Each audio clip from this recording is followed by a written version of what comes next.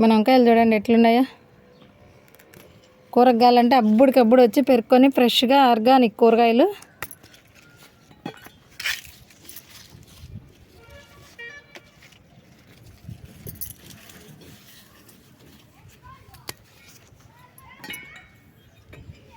Daily వాడే కూరగాయలు పంట పెట్టుకోవాలా.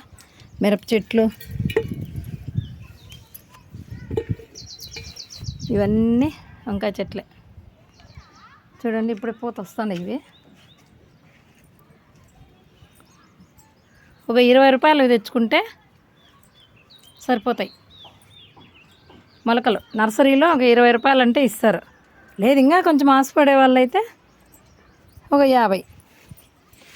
దండిగా ఒక 20 కుంపట్లకి అవన్నీ ఒక మొక్కే పెట్టేది.